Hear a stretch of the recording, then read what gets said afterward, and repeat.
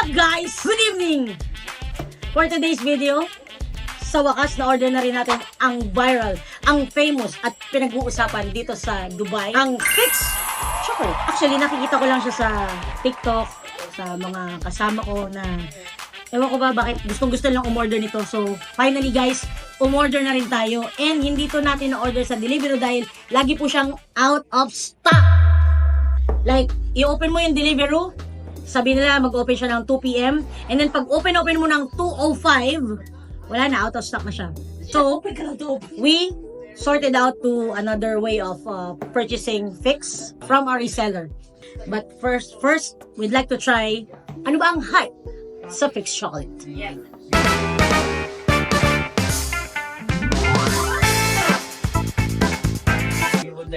Let's go! So guys, behind these videos are... May mga bashers po tayo. Judgmentals. Okay guys, so titikman na natin. Siyempre, unahin natin ang famous nafe. Ito ay from the word kunafa. Ang kunafa ay isang sweets ng Arabic. So, tinawag siyang kunafa. Can't get nafe of it. So, we'll try this. Ito yung talagang nagba-viral. Tignan natin, guys. Tignan natin kung talagang it will give justice to the hype. Open ko na. So, ang packaging niya, guys, is in fairness, it's very catchy. Colors and everything. Alam mo sila yon. Sila yung nagba-viral. Open natin ang kanyang susunod na packaging ay isang very Christmas kind of packaging. Viral videos. Yung kanyang famous color. Yan, ito na guys. So, ito yung talagang Nice. sa viral na may orange. Yung parang tinapunan lang ng pintura na ewan, ganon. So, tingnan natin. And guys, ang pagkain nito ay hindi yung parang normal na chocolate. Kailangan ang tawag doon? Break. I-break mo siya sa gitna. Tapos ipapakita natin yung laman sa loob. Ganon daw pagkain nito. Arte, di ba? Sige.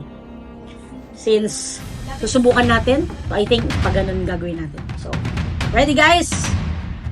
3, 2, 1.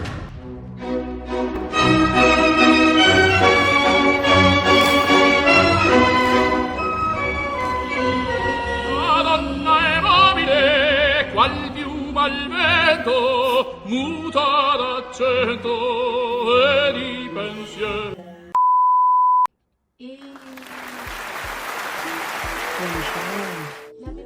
So, ano to? Parang, I think this is pistachio. So, ito na siya. Tatry na natin, guys. To see the real score of Fix Chocolate Nafe. Can't get nafe of it. È mobile, qual piuma al vento, muta d'accento.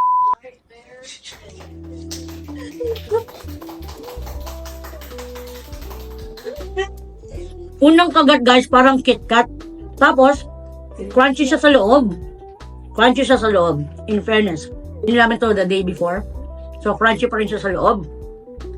And, malalasahan mo na yung talagang kunafa.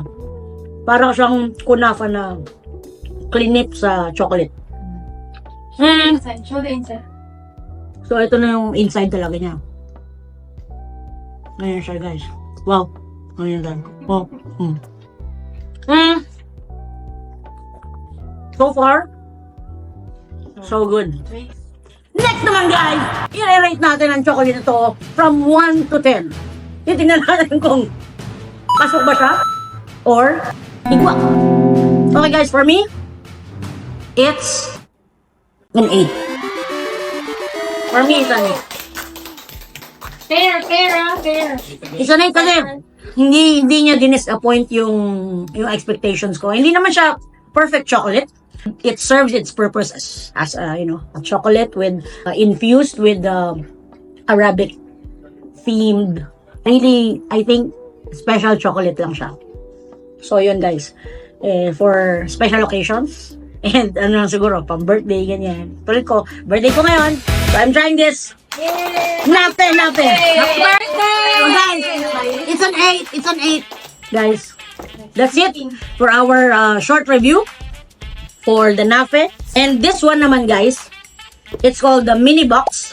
And it contains, kung talagang nagtitipid kayo and you want to taste all the flavors of fixed chocolate, this is a way to try everything all at once because it contains all the flavors and each flavor has 2 mini bars in the box.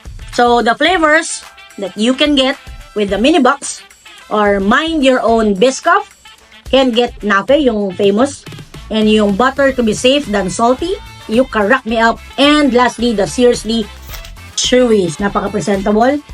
In fairness, talagang mukhang mamahalin din talaga yung packaging niya. For me kasi hindi naman tayo bumibili lagi ng mamahaling chocolate. So for the sake na matry natin siya, so kung gusto nyong nagtitipid kayo and you want to taste everything, you can try this mini box fixed chocolate. Pa-birthday naman, Fix! So ngayon, ibibigay na natin to sa ating mga kasama. Natin. So, Fix Chocolate, the Candyman. It's my first vlog and we are vlogging about the Fix Chocolate review. It's an 8! 8! Itong mga judgmental. Expensive siya sa price ng chocolate. Fixed chocolate, kunafa. Our price? Simple Lang normal. Masarap pa rin yung Cadbury. It's okay. It's not that sweet. Ba't naging English? But if I will buy it again, maybe different flavor. Rate it from 1 to 10. 8. Oh. 7. 7? 7.